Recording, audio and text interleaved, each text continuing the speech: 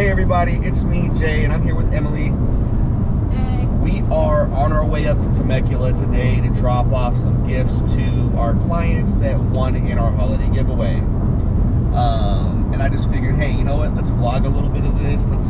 Let's chat and see how we can just have a real conversation in the car for the next 35 minutes. Yeah. And talk a little bit of real estate, investing, VA stuff, anything that comes to mind, and just kind of let it play. So, Emily, is there anything on your mind that you want to talk about? On the spot, got her. I don't know. You tell me. All right, so one of the first things that I want to bring up is, financial literacy with, veterans, spouses, and active duty folks, right? So the biggest thing that I've seen, like, just talking to people right now, daily basis. Like when I posted my most recent YouTube video for my family and what I bought myself for Christmas, I got a bunch of phone calls and text messages from people that I used to be stationed with, other real estate professionals asking me, dude, how did you do that? How can I get to that level? I want to do that. Will you mentor me? Can I be a protege? Can I do this? Can I do that? So, and a lot of it starts with what I had learned while I was active. Yeah. Right? So, the first thing I learned about, money in the military is they don't care how much you're going to make or what you're going to do with it after you get out. And the sad part is I've met so many sailors, so many that get out of service and then from there have nothing, right? They just kind of, try to figure it out on their own. So they try to follow a path and they don't know which way to go. Financially speaking, that's a really, really bad move. They shouldn't be in that situation to where they don't have health care, they don't have an income, they're not in school, they have no education. It's very frustrating to me to see that because, coming from that environment and, taking the time to educate myself, it just really doesn't happen. So for instance, like your husband, Jojo, right? He's been in what? Like a little over 2 years, not long. A little over 2 years, and you guys just bought your first house. Yeah. Right? So you guys are on the right step to start moving forward, to start acquiring more and more properties. Yeah. You've invested in yourselves, which is, I commend y'all for that, because that's a big thing for me. Yeah. Is as early as you can in your naval career to start buying up assets rather than, sitting there not buying up anything. I think a lot of times too, it helps when you had civilian jobs and you had a little bit of time outside of the Navy before you joined the Navy, just to really understand what kind of benefits, because I feel like so many young sailors, they start at 18 and they don't really know what they have because they've always had it. They don't know, what a benefit it is over just being a civilian. Like, we could have never purchased a home until Jojo was in the military. Like, it just, we wouldn't have been able to afford it, especially in California. Oh, of course. Like, the prices out here compared to where you were from in Florida, they just don't make sense. Yeah. Right. And so much of a down payment. I mean, even 3% of a house out here, it seems killer, Yeah, that, like, for instance, like an average house out here in, San Diego is about $550,000. Yeah. So if you think about that, 3.5% for an FHA loan, you're gonna need like $18,000-$19,000 plus closing costs. Plus closing, so you're gonna need at least like 30,000. About 30 grand. Yeah. Yeah, about 30 grand. And how many people, watching this right now have $30,000 in the bank? Not a lot. Not a lot. Especially young military folks, they really don't have the savings. Yeah. Even older sailors that I've met, they're like, oh, I've got like 8, 7, 3, 0. Yeah. Right? No, I mean, there's some sort of percentage that, like, only like 10% of, this is a crazy, I don't even know what I'm talking about, but like 10% of the United States has a savings account. I made that up, but it's a very low percentage. I read it somewhere. Hey, we're going to drop that actual stat down below on the video to find out how close she really is. Yeah. Oh, wow. But no, like, seriously, yeah. The amount of people that have more than $10,000 in their savings account is very low. Yeah. Especially with young people in the military because they're not financially literate.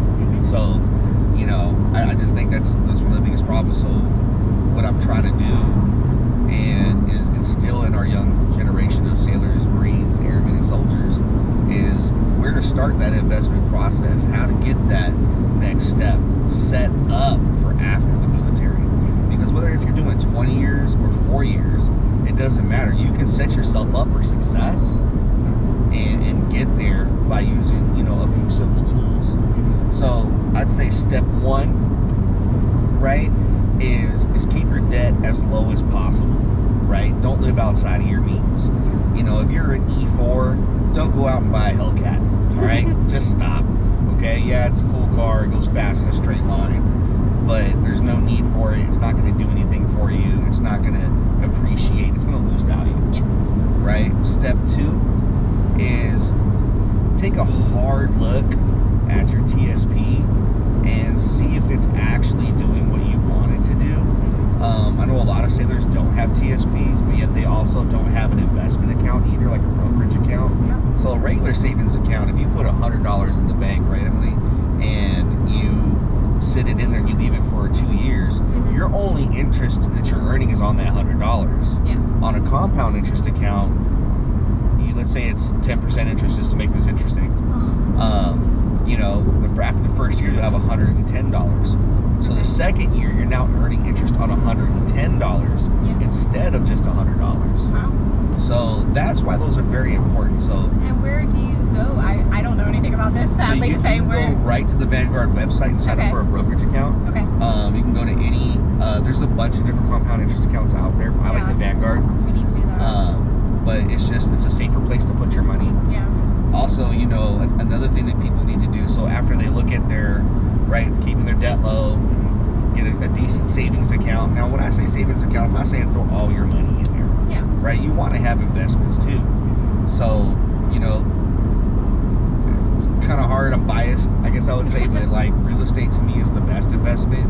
It's always going to go up in value because it's a limited resource. Yeah. Right? You look at everything on this planet, whatever's rare is worth more. Right? As we continue to build usable land or not protected land that you can actually build on is becoming more and more rare. Right?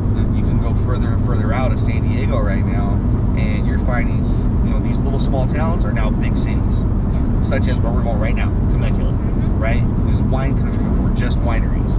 And now it's a whole town, whole city. Now Murrieta's blowing up, Menifee's blowing up, Winchester's blowing up. So, that southern, southwestern side of Riverside County is really getting big because the cost of living is so much, better than San Diego because you're out in the high desert. I mean, it's hot, When I was looking at homes for these clients this summer, it was like 120 degrees. Yeah. And it was, COVID, so we all had to wait. Like everybody was waiting to get in these homes outside. It was very hot. But 2 years ago, I went door knocking at 109 degrees in Menifee for 8 hours. I'll never do that again, by the way. No. But you get a nice house out here for a good price, so it's worth it. For sure. And that's number 3 is investing in, like I said, in something. So I like real estate just because it's always going to go up. If you're looking at rentals and stuff, there's tons of options for you around the nation, not just here in San Diego. I'm a firm believer in buy where it's cheap to buy, but high to rent. And that's what I do. Here in San Diego, it's kind of the opposite. It's expensive to buy and not as expensive to rent per price point. So basically, if you're buying a $500,000 house, your mortgage or rent's about the same. I prefer to buy where I can buy something and my payment's around $200 to $300, and the rental income's like $1,200, right? So I cash flow a lot more money without having to put a lot more money down. To me, it just makes more sense. Yeah, no, we want to buy in our hometown in Florida just for that reason and have a house there we can rent out, and if we ever want to move back, then we've got a property there too. Yeah, just make sure it's in a neighborhood you want to be in. Yeah, definitely. Right? Like the Burr method. A lot of people know about it. A lot of people don't know about it. Non-real estate investors don't know. So the Burr method is to buy, rehab, rent out, right? Refinance, repeat, right? So you buy it cash if possible, right? Then you want to renovate it, make it nicer, build the value of that property. Then you want want to get tenants in there and rent it out. Now that you have tenants in there, it's an income earning property. You want to refinance and put your cash back out. So on an investment type loan, they're going to lend you 80% of the loan to value. Yeah. Right. So easy numbers, $100,000. If the house is worth $100,000, they're going to lend you $80,000 on it. Right. So if you bought it for $80,000, but put, let's say, $8,000, $10,000 into it, so now it's at $90,000, but now it's worth $10,000. You're basically only going to sit in the home for about $10,000 instead of $20,000, and your payments on that house on $100,000, on a $80,000 loan, you know what I mean, is like $250, Yeah. right? So now you have the $80,000, you can go buy another one for $80,000, right? Renovate that. So you really need like $100,000 to really start playing. Yeah. Buying property after property, but you have to remember, if you get a duplex and it's making $1,700, $1,800 a month, wow, that's loud. I know. Dude, what is that? That road sucks. But if you're doing that and you're making that money, you'll recoup that money pretty quickly, right? So you can at least buy one every year. Yeah. Until you have 2 or 3, and then as you have 2 or 3, now you're making $3,000 a month. Now you can really start rolling that money, into new properties more quickly. And then once you have, 2 to 3, the next year you should be at 5. The year after that you could be at 8 or 9. And if you can get to 10, now you're at about $9,000 in cash flow a month. Yeah. Right? The first step really then would be to buy a property in a more expensive area, right? Because if you refinance, then you'll get more money. For sure. Yeah. For sure. I just did that. Yeah, no, that's what I'm thinking. So just for y'all that don't know, so I bought my house in 2017. I was my own realtor for my own purchase, and I got my house for $613. It appraised at $650, so I bought it below appraisal, which is great. They gave me equity off the jump, right? $37,000 in equity from when I bought it. 3 years later, my house is worth over $800,000.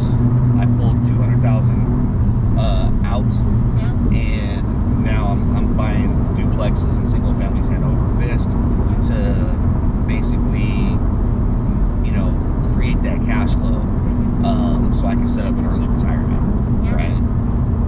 And a lot of sailors don't realize as well as, one of the biggest advantages we have, and I was actually talking to a realtor in our office recently, a guy named Mike, about passive income. He doesn't have any. He asked me what I had, and I was like, well, I have my retirement disability. It comes out to be about, $5,000 a month. Yeah.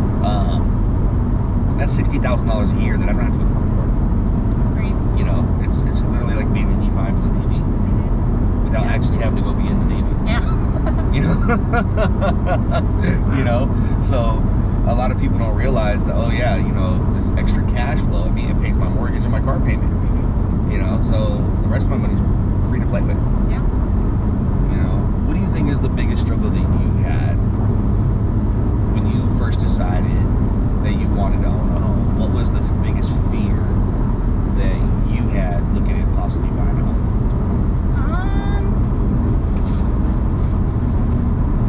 It's tough.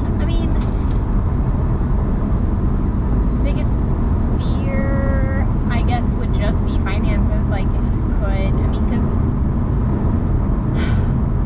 I don't know. My mind's all over the place. But no, okay, so basically really what happened is that we wanted a home that was going to cost more than what we were paying in rent. So we really just had to come to terms, and which is, it's possible we could have bought a nice townhome and kept the same amount that we were paying for rent as we were paying for a mortgage, but we just really wanted a single family home. We wanted something pricier.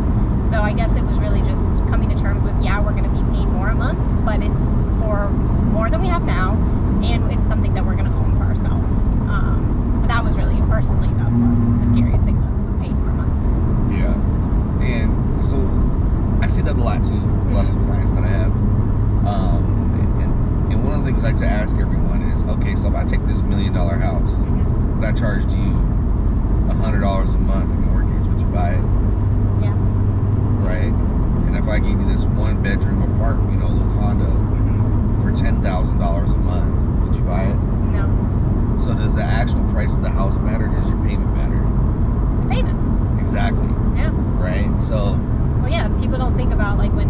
$500,000, $600,000 homes in California. They're like, oh my God, the prices are too expensive. But it really does average out to be about the same as you're paying in rent. So exactly. Yeah. And the thing that kills me is this part is, you know, the military is giving you BAH to cover that. Mm-hmm. Right? They're giving you free money to make an investment into yourself.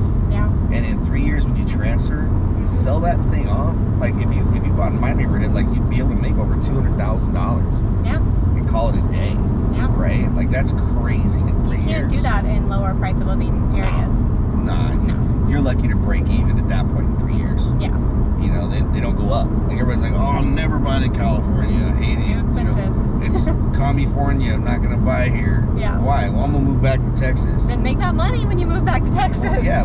Don't you want to put like 50% down on that $400,000 mansion in Texas? Mm-hmm. Well, yeah, it'd be nice. But you don't want to buy in California, so you're able to do that? Yeah. Well, I don't want to live here. You don't have to live here forever, right? It's an investment. Yeah. It's a hold. You know, it's like buying stocks. You buy it, you sit on it, you wait, and then you sell it. Well, what if the cost of houses go down? Well, guess what? Then you rent it out for a while. Yeah, I think that's a major fear for a lot of military because they're not here for a long time. I know my husband's talked to everybody in his command saying, hey, like, we just bought a house. Do you guys want to do it? And they're like, no, we're moving in 2 years. And he's like, yeah, we might too, actually. I mean, you know? Yeah. But you hold on to it, rent it out, or you sell it, and you've probably made a good profit off the equity that's been built. Yeah. See, for me, I would never sell it. Yeah. I've sold 3 of my other houses in the past, and I look back now and go, gosh darn, I wish I kept those things. Yeah. Oh, yeah. We're planning on holding on to ours for sure. Yeah. I made that mistake. Anyways, Temecula. Temecula, beautiful. All these mountains. We're here now, huh? Pretty much, yeah. We actually gained like 15